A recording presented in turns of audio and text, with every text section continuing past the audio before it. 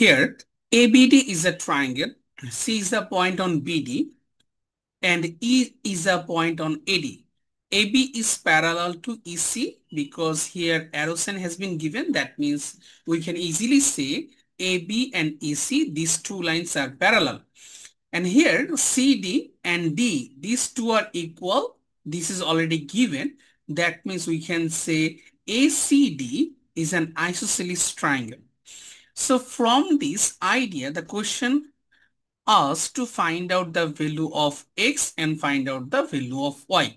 So how can we solve it? If these two lines are parallel, then we can say if this one is 54, then this one must be 54 degree. Why?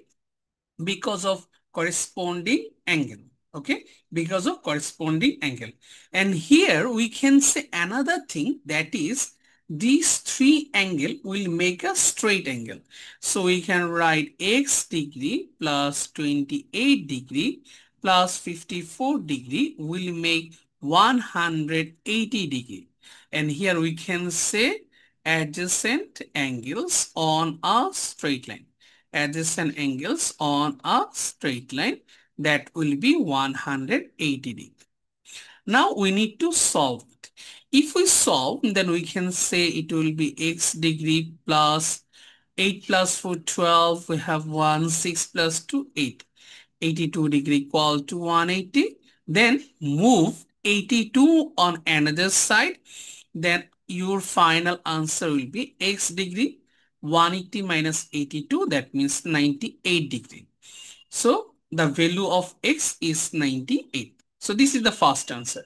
Now we need to solve to find out y. Here we can say since these two sides are equal, so triangle CED is an isosceles triangle. Is an isosceles triangle. Isosceles triangle. So isosceles triangles means this triangle has two equal sides and two equal angles. So if this angle is 54, it must be 54 degree. Then we can say sum of these three angles is 180. So y degree plus 54 degree plus 54 degree will make 180 degree, because we know that sum of three angles of a triangle is 180. So y degree plus 4 plus 4, 8, 5 plus 5, 10.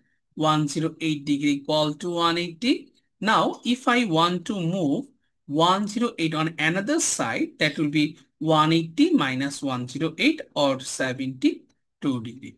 And this is the solution of this problem.